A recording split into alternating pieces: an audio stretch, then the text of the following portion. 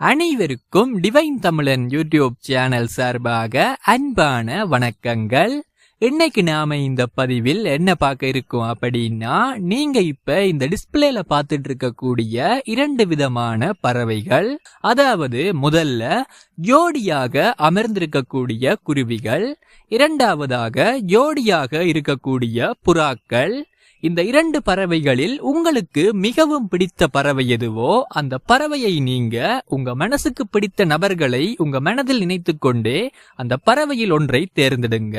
அதாவது உங்க மனசுக்கு பிடித்த நபர்களை உங்க மனதில் நினைத்து கொண்டே இந்த பறவைகளில் ஒன்றை நீங்க தேர்ந்தெடுத்துக்கோங்க.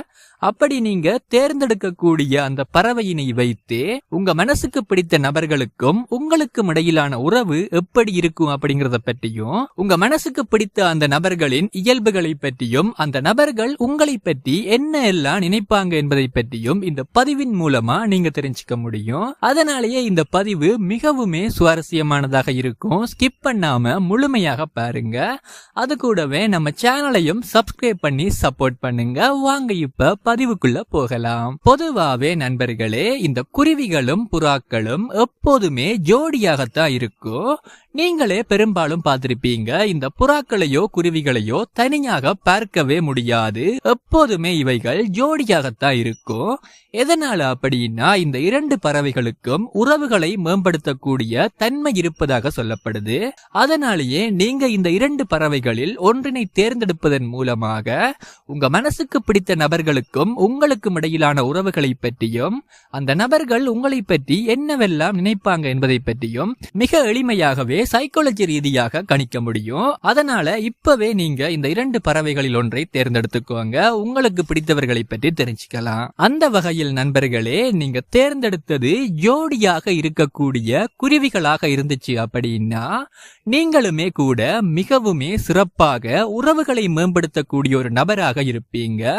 பெரும்பாலும் நீங்க நண்பர்களையும் உறவினர்களையும் விரும்பக்கூடிய ஒரு நபர்கள் அப்படின்னு சொல்லியும் சொல்லப்படுது. அதே சமயத்தில் நான் முன்னாடியே சொன்ன மாதிரி உங்க மனசுக்கு மிகவுமே நெருக்கமான பிடித்த அந்த நபர்கள் மீது நீங்க அளவுக்கு அதிகமான அன்பினையும் பாசத்தினையும் பற்றினையும் வைத்திருப்பீங்க அப்படின்னு சொல்லப்படுது. அதே சமயத்தில் நீங்க விரும்பக்கூடிய அந்த நபர்களும் கூட உங்கள் மீது அளவுக்கு அதிகமான அன்பினை காட்டக்கூடிய ஒரு நபர்களாக இருப்பாங்களாம். ஒருவேளை அவர்கள் உங்கள் மீது வெளிப்படையாக அன்பினை காட்டாவிட்டாலும் கூட அவர்களுடைய உள்மனதில் எப்போதுமே உங்கள் மீது அளவுக்கு அதிகமான அன்பு இருக்கும் அப்படின்னு சொல்லப்படுது.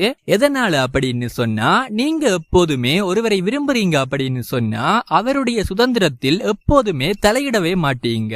பொதுவாகவே ஒருவருடைய சுதந்திரத்தில் தலையிடாமல் அவருக்கு வெறுமனே அன்பினை மட்டும் காட்டினோம் அப்படின்னாலே நிச்சயமாக அவர்களும் நம்மீது திரும்பவுமே அன்பினை செலுத்துவாங்க. அந்த வகையில் நீங்க விரும்பக்கூடிய அந்த நெருக்கமான நபர் நிச்சயமாக உங்கள் மீது அளவுக்கு அதிகமான அன்பு பொருந்திய ஒரு நபராக இருப்பாங்க. அதே சமயத்தில் அந்த நபருடைய மனதில் நீங்க எப்போதுமே ஒரு உயரிய இடத்திலேயே இருப்பீங்க. எதனால அப்படின்னு சொன்னா நீங்க உங்க மனசுக்கு பிடிச்சவர்களிடம் எப்போதுமே நேர்மையாகவே இருப்பீங்க. அதனாலேயே அவர்களுடைய மனதில் நீங்க ஒரு உயரிய இடத்தில் இருப்பீங்க அப்படின்னு சொல்லப்படுது.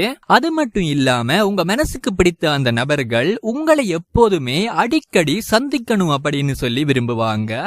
அதனாலேயே நீங்க பெரும்பாலும் உங்க மனசுக்கு பிடித்த அந்த நபர்களை அடிக்கடி சந்தித்து வந்தீங்க அப்படின்னு சொன்னா உங்களுக்கு இடையில் மிகச்சிறந்த உறவு விருத்தியாகும். அதே சமயத்தில் உங்க மனசுக்கு பிடித்த அந்த நபர்களுக்கு உங்களிடமிருந்து உங்களுடைய பேச்சாற்றலும் பேச்சு திறமையையும் ரசிக்கக்கூடிய ஒரு நபராக இருப்பாங்க.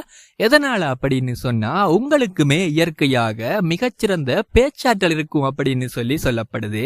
உங்களை பத்தியும் சொல்லணும் அப்படின்னு சொன்னா, நீங்க யாராச்சும் ஒருவர் மீது அதிகமான அன்பினை வைக்கிறீங்க அப்படின்னு சொன்னா அதை வெளிப்படையாக காட்டாவிட்டாலும் கூட நீங்களுமே பிறர் மீது அதிகமான அன்பு கொண்ட ஒரு நபராகவே இருப்பீங்க அப்படின்னு சொல்லப்படுது.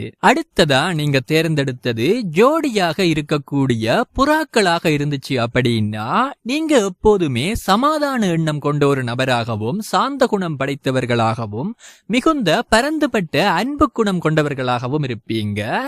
அதனாலேயே நீங்க விரும்பக்கூடிய அந்த நபர்களும் சமாதான எண்ணமும் சாந்த குணமும் இரக்க குணமும் கொண்ட ஒரு நபராக இருப்பாங்க. அதனாலேயே உங்க இருவருக்கிடையிலும் ஒரு இறுக்கமான அன்பு விருத்தியாகும் அப்படின்னு சொல்லப்படுது. அதே சமயத்தில் உங்க மனசுக்கு பிடித்த அந்த நபர்களுக்கும் உங்களுக்கும் இடையில் ஒரு ஆத்ம ரீதியான பிணைப்பும் மன ரீதியான அன்பும் அதிகமாகவே இருக்குமா.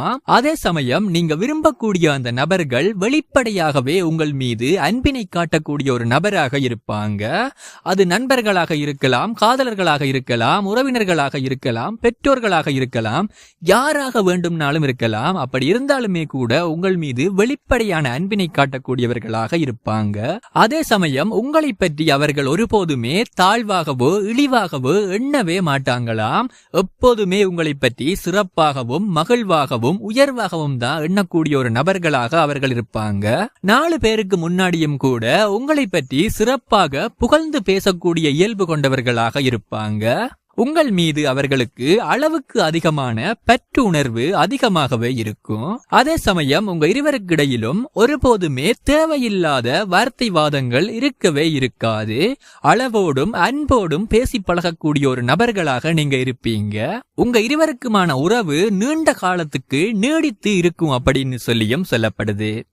சரி நண்பர்களே, இன்னைக்கான இந்த பதிவு இவ்வளவுதான். இந்த பதிவு உங்களுக்கு பிடிச்சிருந்தா லைக் பண்ணி ஷேர் பண்ணி நம்ம சேனலை சப்ஸ்கிரைப் பண்ணி சப்போர்ட் பண்ணுங்க.